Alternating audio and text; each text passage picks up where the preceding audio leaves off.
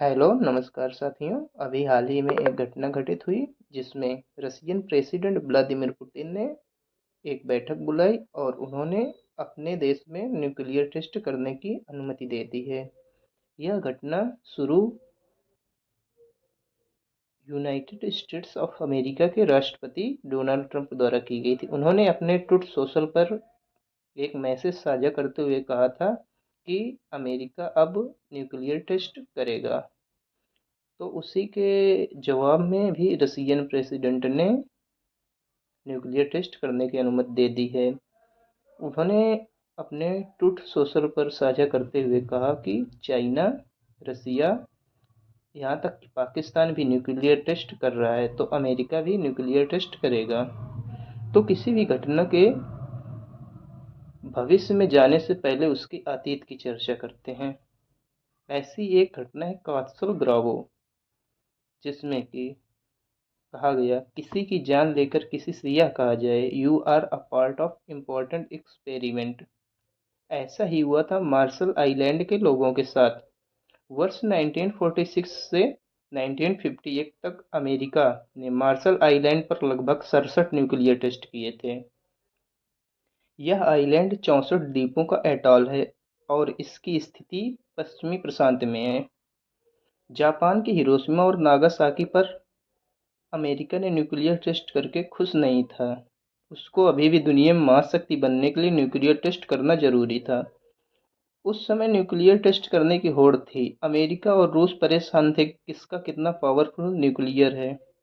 Nuclear की क्षमता उसके एक्सप्लोजन से होती है। जितनी बड़ी चेन रिएक्शन होगी उतना ही बड़ा न्यूक्लियर टेस्ट होगा। जब न्यूक में ब्लास्ट होता है तो उसमें मशरूम की तरह का गुबार उठता है और जिसका जितना बड़ा मशरूम बनेगा उसका उतना शक्तिशाली न्यूक्लियर होगा। अमेरिका द्वारा न्यूक्लियर टेस्ट जिसने पूरा पैसिफिक ओशियन जला दिया था वह न्यूक्लियर टेस्ट है कास्टल ग्रावो।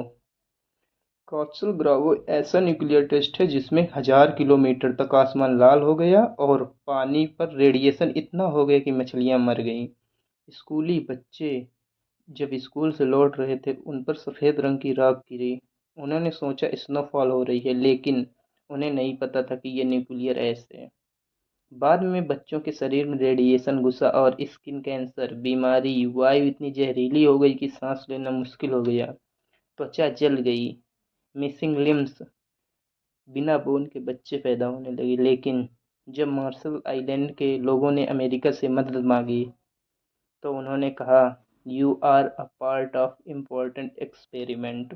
हमने देखा कि न्यूक्लियर का पास्ट कितना खराब रहा है। अब हम वर्तमान की बात करते हैं। हम यह देखते हैं कि किस देश के पास कितने न्यूक हैं। दुनिया में अभी 9 देश हैं जिनके पास परमाणु शक्ति है, जिनमें अमेरिका, रूस, चीन, Bharat, Pakistan, UK, France, north Korea and Israel. सबसे ज़्यादा न्यूक्लियर 2 देशों के पास है, जिनमें अमेरिका के पास 5044 और रूस के पास लगभग 5800, वहीं चीन के पास 600 व फ्रांस के पास 290 न्यूक्लियर बम हैं। हमारे प्यारे भारत के पास 180 न्यूक्लियर हैं और नॉर्थ कोरिया के पास 50 व इजराइल के पास 90 हैं। वहीं पाकिस्तान के पास 170 न्यूक्लियर हैं। दुनिया के 2 देश रूस और अमेरिका दुनिया के टोटल न्यूक्लियर कर 88% हिस्सा अपने पास रखते हैं। बाकी का 12% 7 देशों के पास है। If nuclear war starts then what will happen. परमाणु युद्ध शुरू होने पर शहरों को तत्काल विनाश होगा।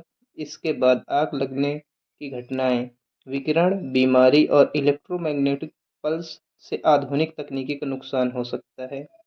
इसके अतिरिक्त परमाणु सर्दी की स्थिति पैदा हो सकती है, जहां धूल और धुएं से सूर्य की रोशनी बाधित होने से वैश्विक जलवायु पर गंभीर और स्थायी प्रभाव पड़ेगा, जिससे सबसे जटिल जीवन और मानवता को नुकसान पहुंचेगा। धन्यवाद। यदि आपको जानकारी अच्छी लगी हो तो चैनल को सब्सक्राइब करें और वीडियो को लाइक करें। और यदि किसी भी प्रकार की अपडेट्स आती है तो हम अगले वीडियो में मिलते हैं।